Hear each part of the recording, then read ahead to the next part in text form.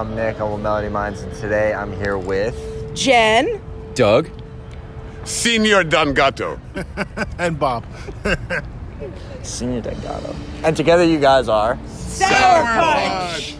Sour Pants. That was the loudest That's one. tomorrow. All right. So Wall soup. I'm gonna start off with a question we ask everybody. I have so much boob sweat right now. Go ahead. Off top. Five songs to describe your musical journey. What is it? What? 5 songs to describe your band's musical journey. That we were influenced by, or Any songs you guys have. Could be fake songs too. Real songs. Anybody's songs. I write the songs and we all come together to create what it There's just turns Fireman into. on the Beatles. So, I'm influenced by stuff that's like 50s doo-wop, Yeah. 60s girl Bay City bands, Okay. I'm just kidding. 70s classic rock, and then 90s stuff like the Muffs. That's Yeah. my thing. Okay. And then I don't know. These guys are all My 3 favorite all bands. kinds of cool 3 shit. favorite bands, which covers a lot of ground. Iron Maiden, the Dead Kennedys, and the Grateful Dead. There's so much ground covered there. Now, if you get into Solar Wars and shit, that's a whole different ball of fucking feces. But Grateful Dead, Dead Kennedys, Iron Maiden. Can't beat the trifecta. You got any specific songs though? Anything Do I do any specific drugs? oh my god.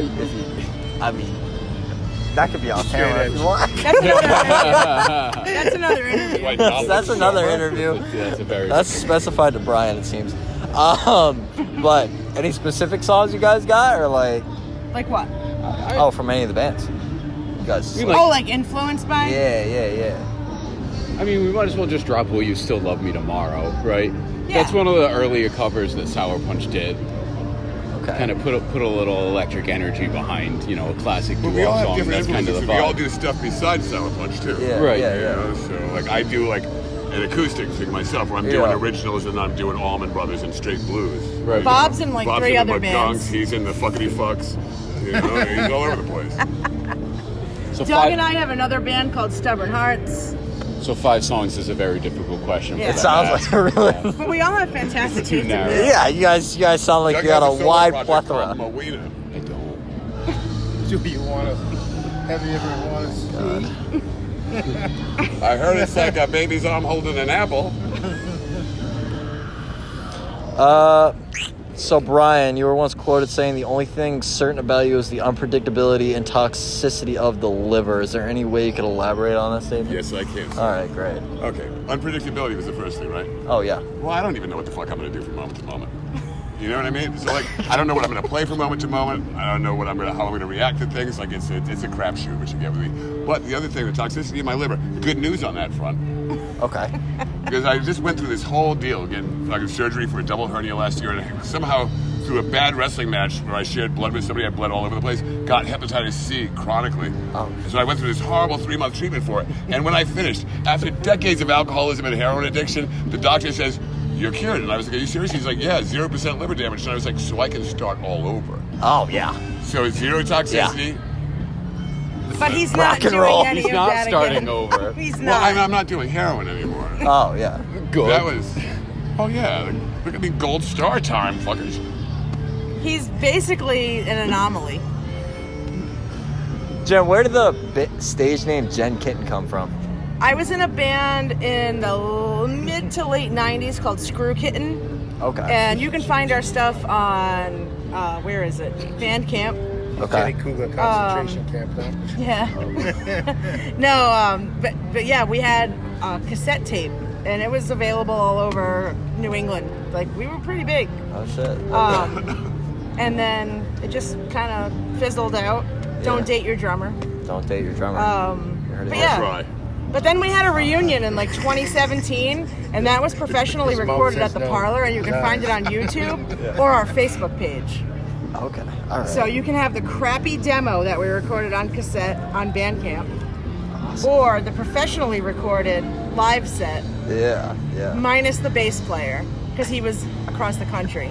But we did it. We did it as a 2-piece. That's And killed it. it was like a packed house. People were excited for it. It's a long time to not hear that band and that people came out for it. Everyone's old. So you guys are given the notoriety for winning Best Punk Band in Rhode Island, not Twice. once, but twice. We're going for past 3 year. this Going for the year. hat trick. What does this award mean to you guys? How does it feel to be recognized in this way? I don't hold a lot of stock in awards. I will say this though, like, Yeah. I think a lot of it's silly. It shouldn't be a competition, but it's nice to be recognized by your peers. Yeah. And Yeah, I'm people, happy that that we're appreciate what you do. I'm recognized. glad people appreciate it. I don't really need a trophy. I or don't. an Yeah, I accolade. don't ever want to win an award What? for playing music that we love. Like we're all friends. We I get do. together. I'm down for a Grammy though, because I'll crap on the stage. But I mean, I don't care if we win or not. We're still going to go out and do what we do. Winning Still gonna it win. doesn't Still make gonna a difference in what we're doing. Yeah, it's just, So, but it's nice to know It's we're nice appreciated. Yeah, it's nice to be recognized and appreciated. What's the significance behind the song Dead Friends? Are there any specific stories that relate to that song? Jeez, between all of us. Well, I wrote it when a mutual friend of me and Bob's had passed away unexpectedly. And then it just kind of rolled into everybody's got somebody that has passed away unexpectedly and True. too early, too soon. True. And we made it, it's kind of a play off of Bob Marley, like every little thing's gonna be all right. Okay. But it was, don't worry about a thing. I'm just gonna have another Miller Lite, a shot of Jameson, and celebrate you tonight. Yeah. Because those were his drinks, Miller Lite and Jameson. Oh, okay. And I mean, like, it has significance for me too. Because like, I went through a 6-year period where I lost my mom, my dad, my fiance of 14 years, and my bass player, Yeah. who was like one of my best friends. So like, doing a song like that, like everybody can relate to it. But, like, I had a fucking nightmare for a minute. True. But vodka helps. Yeah, death is not curable. That's for sure. Okay.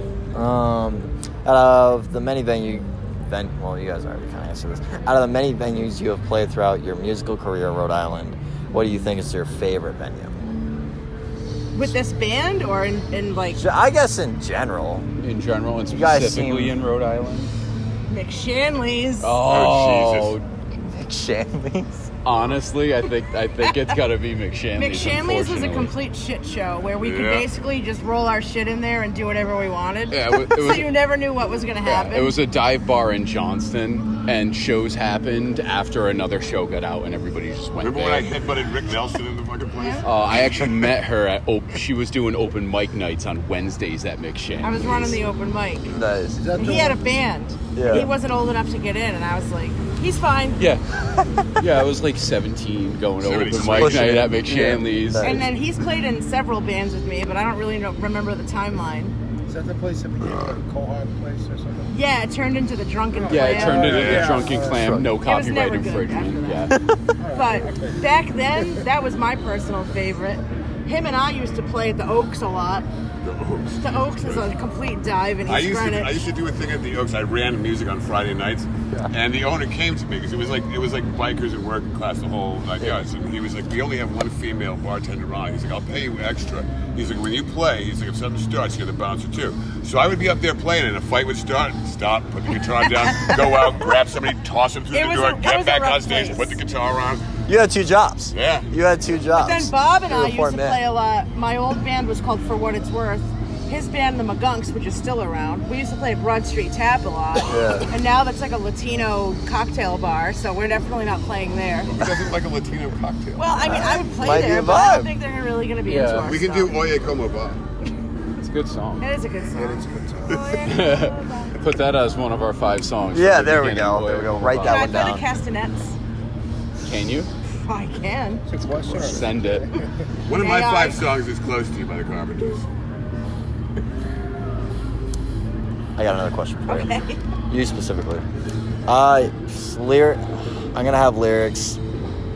Try and finish them. You could probably Okay. know these. Let's head back Other to. people's lyrics? These are yours. Oh, these are my lyrics. These are yours. Oh boy. Oh, shit. They did homework. Couldn't remember them in there. Let's They see did a how little. I do here. Let's head back to News Cafe. Oh, that's Stubborn Heart. Yeah. Okay. Yeah. What's the significance behind News that? Cafe used to be the Stubborn Hearts home base, I guess. Like, you If- know, how football fields have like the Yeah, name on homeland. the touch. Is it a touchdown line? I'm not It would, that it would- kind of. it would Yeah. be the fan. 50. team. It would be the 50-yard I'm not line. that- Okay. Well, you know, you knew I'm it. not good with the sports talk. Yeah.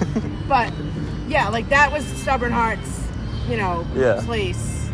And I mean, Sourpunch played there too, but it was really Stubborn Hearts Yeah. kind of thing. It was just that. That Yeah, was it the was like homeland. we'd play Boston, we'd play Connecticut, we'd play Rhode Island, but we'd always go back to the news. Always the spot. Yeah, that was our always the spot. Okay. Yeah. Yeah, it was our home For that field. band. Home field. Home field. All right. I think. Oh, what's the significance of Led Zeppelin to Sourpunch? You guys played a cover of them right at the end of the set. That came from, we did a show at dusk. It was a Led Zeppelin tribute. And we learned, like, it was a whole bunch of bands and we learned 3 Zeppelin tunes. So, like, and we kind of, like, grooved on rock and roll. So it's just sort of like, we need an extra tune and want to do something cool at the end of the set, we'll throw it in now. Yeah. And then when Robert Plant came around, like recently, Oh, wow. he was like, "Hey, are you guys available to come to Xfinity?" Is it easy, Bobby? No, man. Easy. We're Oh, not sick. available. We're at Nick and Eve's. Yeah, well, And then he licked my back. I really I'm thought in you were. favor. That was good though, I right? dead ass saw it. I was like, wait a second, And what? I was like, "You don't need us. You have Alison Krauss." Man, I'm showing my age. I don't even know things. No, but I would sing Whiskey Lullaby with her. All right. I got a few photos that, Are there nudes? Not No. yet. All right. I hope I not. don't think they are. I don't know. This is the first one I got. Is this a fun interview Someone, for you guys? Oh, geez. Oh, that's a good one. That was when we played the car show. What's going on in this photo? I've been a pro wrestler for the past 10 years. Oh, yeah? I was actually the United States heavyweight champion at that point for a company called AWL. So like it just happened to be in my car. And I was like, oh, let's take a picture with the belt. What was your wrestler name? My wrestling name was the Bionic Badass, Brian Albertson. It was just Badass Brian Albertson, but then I shattered my wrist and they had to put a screw in it. Yeah. And the promoter was like, you've got metal in your arm now. You can be bionic. I'm like, I'm all in. That's sick. Yeah. I got 2 more. This will be you. Me and Sarah Potenza. Yeah. What's the significance behind? Sarah and I, we've known each other since, I don't even know how long ago, when the Custom House Tavern was still open. Oh my Oh God. yeah. We used to perform together there. Yeah. And, when she ended up leaving Rhode Island and ended up on The Voice and all this, Really cricket. but whenever she rolls into town, she plays the Met, Yeah. but she always stops into Nick and E's Always, and yeah. will fill in with like whatever house band is playing, and I think that picture, I feel like we were playing at Alchemy that night, and I walked down here because they don't serve Miller Lite, and I wanted one, and she was here, and I was like, Sarah, and we ended up taking a picture. Nice. I think that's how that happened. Nice. I think so. I had a last one, but it wasn't as good. Oh my God, it's starting to rain. Don't stop the interview. One last one. wanna What's the splash like you the guys seen like the Backstreet Boys. people I can ask this to, and like you'll actually answer it? Because I hate to say no one answers this. What? What's the craziest thing you guys have seen while playing a show? You're just looking at me. Come on, Brian. We have the story. The craziest thing we've seen? I would expect. I don't know why. I feel like I expect I don't you think to have that- this.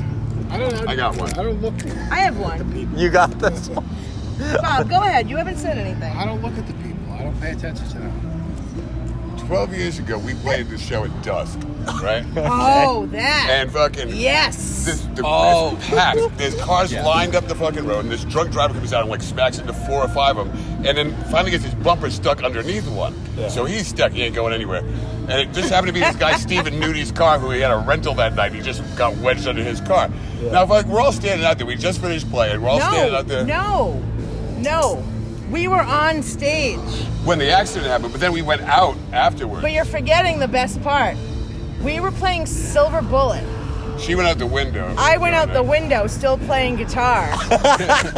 There's a picture of it.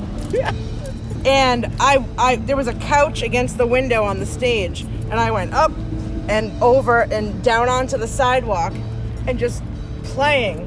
What? Him and the drummer were inside on the stage playing. Everybody came outside except them two and the bartenders, and we never stopped the song. That's awesome. We watched a sobriety test. Yeah, but that was the funny So part. cool. The funniest part was the sobriety test, because we finished playing and we go outside to see what's going on, right? Yeah. So this guy's sitting there, he's shit-faced. He knows he's not passing this fucking thing. So I guess there's a crowd. He was like, there's a crowd. I'm going to make this funny. So the cop is like, okay, heel to toe, you know. He did a fucking Chuck Berry duck walk. We were like, holy shit, fucking legend. And at the time, Doug wasn't our drummer at the time. It was That was Glenn one Robinson. of his first shows with us. No, Glenn Robinson was At on dusk? drums. No, Glenn Robinson was on drums that Still? night. Yeah. That was like his send-off. We were like, all right, thanks for playing with us, Glenn. Here's a fiasco. Yeah, that's definitely the craziest thing we've seen. But with this lineup, I would say anytime we play here, this place is awesome. And it's got a good, like, mellow crowd of older people, younger people come in. Yeah. Everyone's welcome. But for some reason, whenever we play, people get extra rowdy and something happens. Yeah, someone wants to hardcore dance at Nick Yeah. and East for no reason. And whatever, like, they keep letting us come back. Yeah. Scared the shit out of Jay Kunziker. with that. Someone punched him in the boot. Yeah, he got punched in the boot. He was like, I don't know how to handle this. I'm out. But yeah, no, everything's fun. We don't care. Thought Nice. she was an outlaw. We never want to make anything happen except people have fun. But if something weird is going on, we're gonna roll with it. For sure. That's all I got for you guys. All But Was that a good interview? Oh, sick. Anything else you guys want to say? Yes. Okay. September 21st. Yeah. Here is Punks for Pets. It's from noon till like 8 o'clock at night. I do this every year. This is the 17th one. Do you play strictly for pets with these? Like, because I saw it last year. When you come in there, it's all dogs and cats for the audience. Oh. We play strictly Nice. for pets.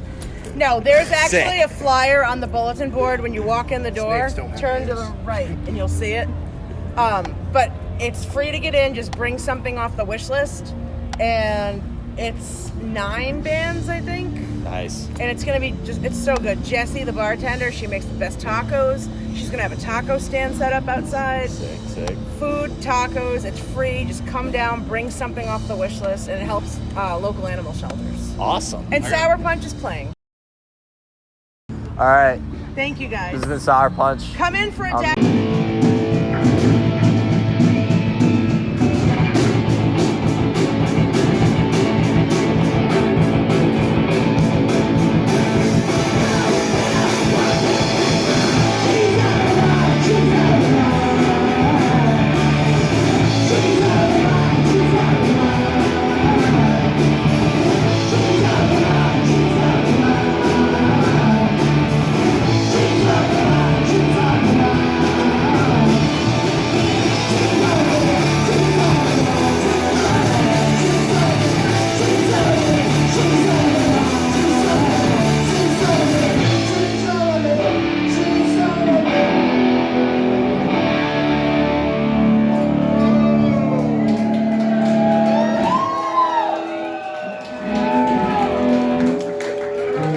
I heard it's like a baby's arm holding an apple.